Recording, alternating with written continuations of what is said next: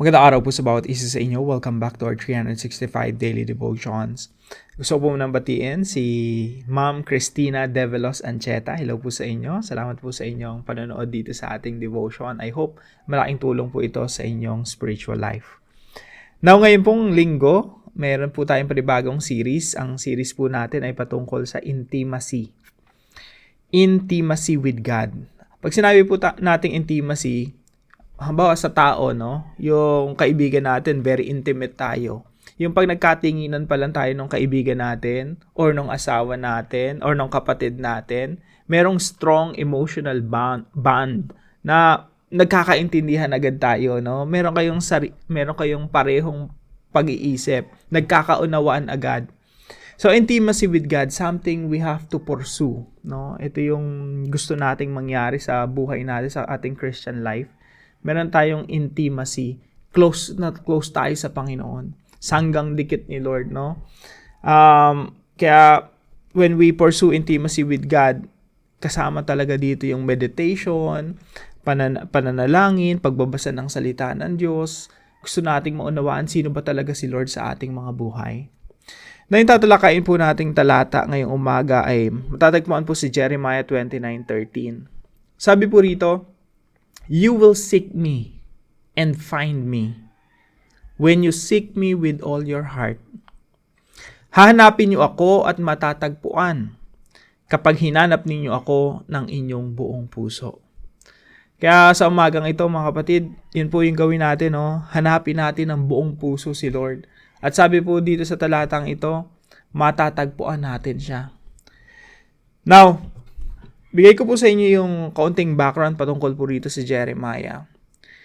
Yung mga Israelita po kasi during this time, dumadaan sila sa disiplina ng Diyos. Sila po kasi yung bansa nila, ang daming immorality, no? Adultery, pag mabinasa niyo yung Jeremiah, pagsamba sa iba't ibang mga Diyos-Diyosan. Sinasamba nila si Baal, tsaka yung Queen of Heaven. Tapos, there's so much injustices in the land. Mga paglapastangan sa mga balo at mga orphans, mga wala nang magulang. Pag-angkin sa kanilang mga properties, yun yung pinakamahihinang tao sa society, inaabuso nila. At ang pinakamatindi nun, sumasamba sila sa mga Diyos-Diyosan to the point na inaalay nila yung sarili nilang mga anak. So, dito po sa Jeremiah, makikita natin kung paano dinisiplina ng Diyos yung kanyang sariling bayan. Okay, gusto niyo palang sumamba sa mga Diyos-Diyosan, yung mga Diyos-Diyosan pala yung pinupurso ninyo, you want intimacy with your gods, with your idols. O sige, doon kayo sa Babylon. Doon sa Babylon, nandun lahat ng mga Diyos-Diyosan na gusto nyo. Papalayasin ko kayo sa sarili ninyong lupain.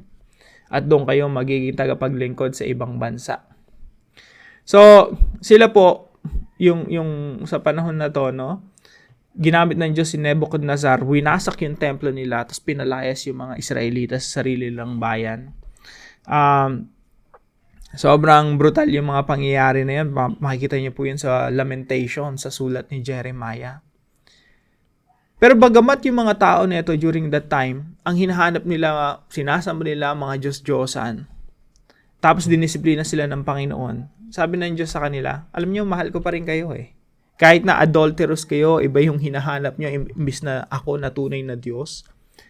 Sabi niya, pagkatapos ng 70 years, ibabalik ko kayo dito sa lupain kung ano yung binigay ko talagang lupain na para sa inyo. Babalik ko kayo dito.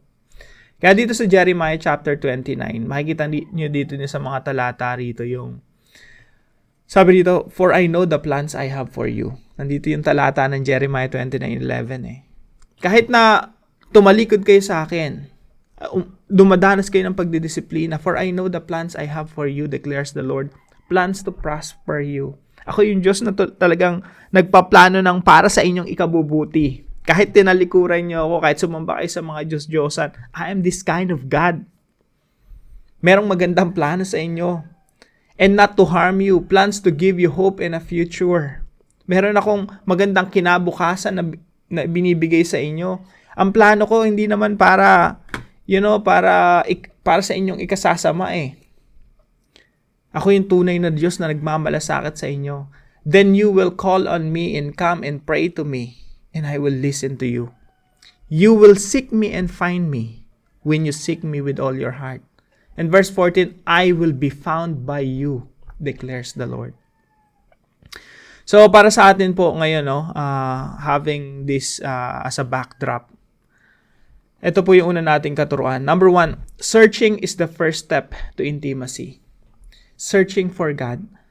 Gusto mo ba ng intimacy with the Lord? Mapalapit ka sa Panginoon, magkaroon ka ng close relationship with the Lord, strong bond with the Lord.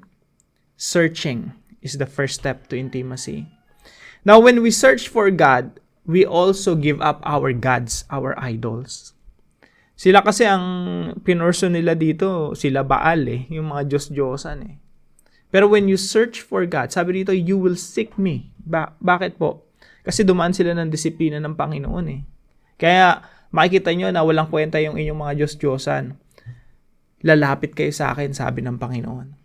So sa atin po, searching is the first step to intimacy. When we search for God, we will give up our idols. Give up natin yung mga nag-occupy, ng ating mga isipan, ng ating mga puso, mga ibang bagay na hindi naman importante. Give up natin yung ating mga bisyo, give up natin yung mga kinahuhumalingan natin, at sisimulan nating maghanap sa Diyos, searching for God. Searching is the first step to intimacy. Pangalawa po, God loves to reveal Himself. Alam niyo po yung Diyos natin, gustong-gusto niyang ihayag yung kanyang sarili sa atin. Grabe yung pagmamalasakit ng Diyos sa atin Alam niya na ang mainam para sa atin ay yung kanyang sarili, and God wants to reveal Himself to us. Yung mga tao nga na hindi naghanap sa Diyos nire-reveal niya yung sarili niya Tingnan niyo si Moses. Si Moses, kala nyo ba, naghanap siya sa Diyos? Nandun nga lang siya sa Midian Nag-alaga lang siya ng tupa, tumakas siya sa Egypt.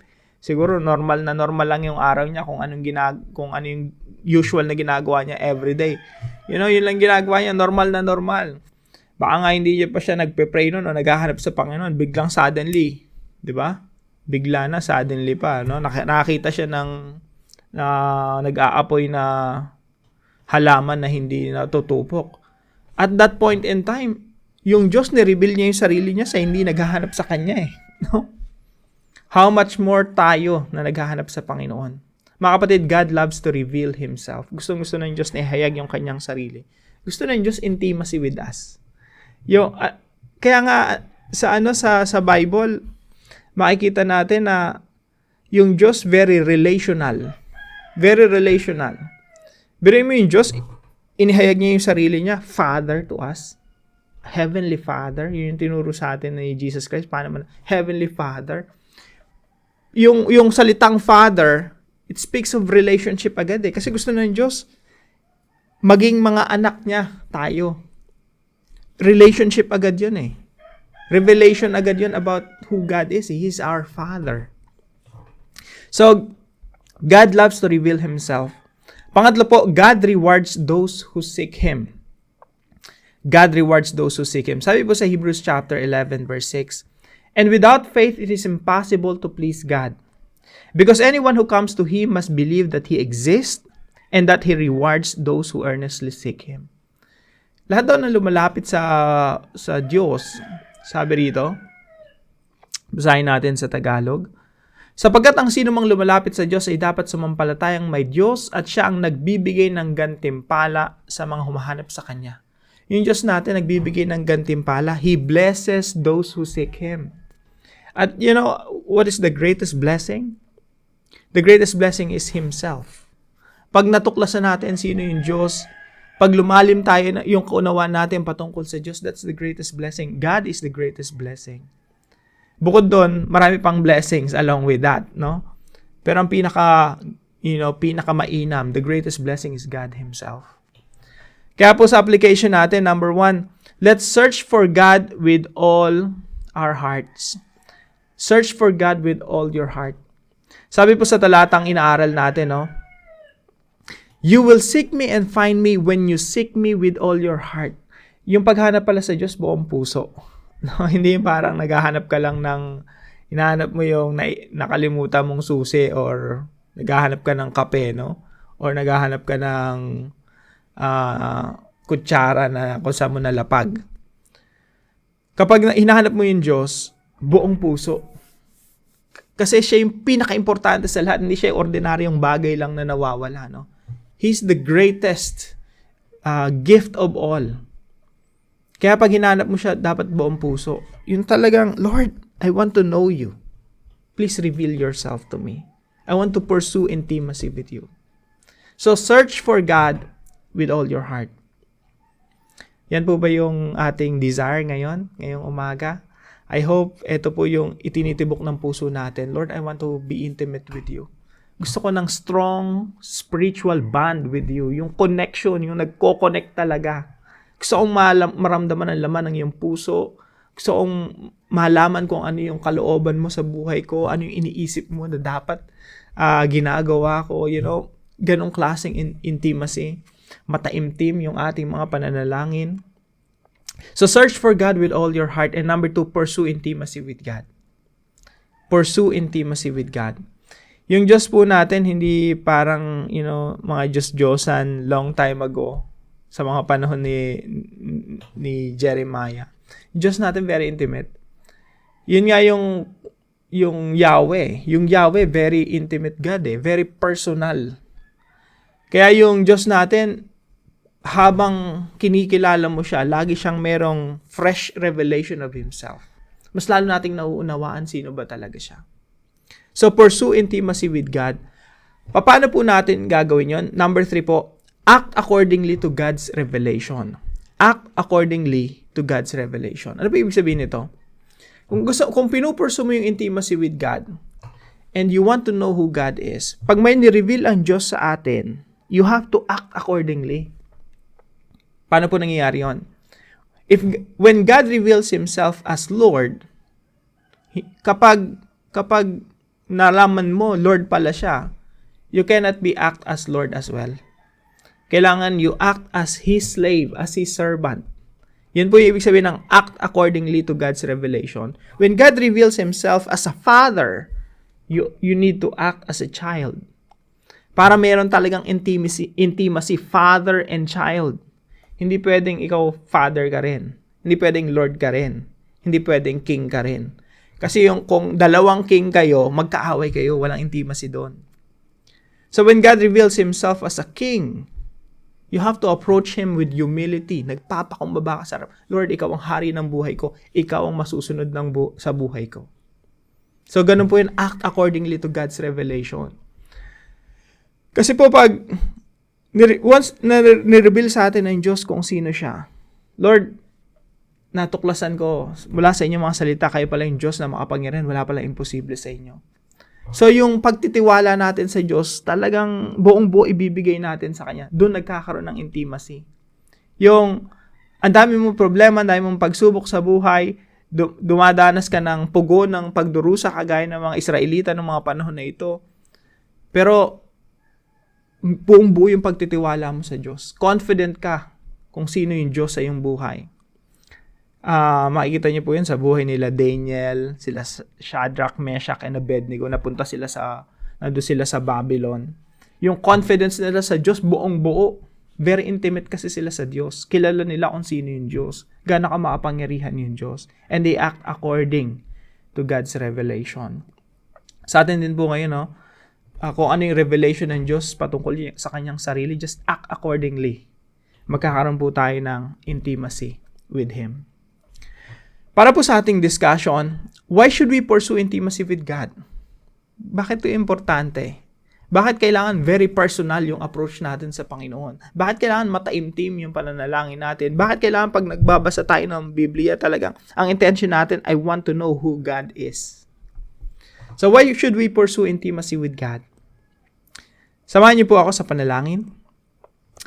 Lord God, it says in your word, that anyone who comes to you must believe that you exist and that you reward those who earnestly seek you.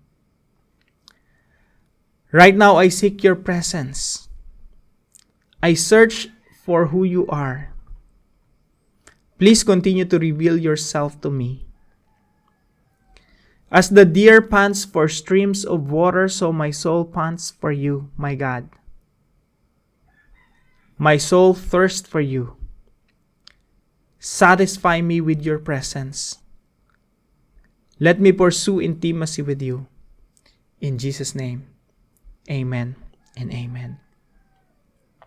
Maraming salamat po sa inyong pagsubaybay dito sa ating channel. Kung kayo po may natutunan dito sa ating devotion, ipalam niyo lang po sa comment section right below this video. And please don't forget to share this devotion to your family and friends. Pagpalain po kayo ng ating Panginoon. See you po tomorrow 5 a.m. dito sa ating daily devotion.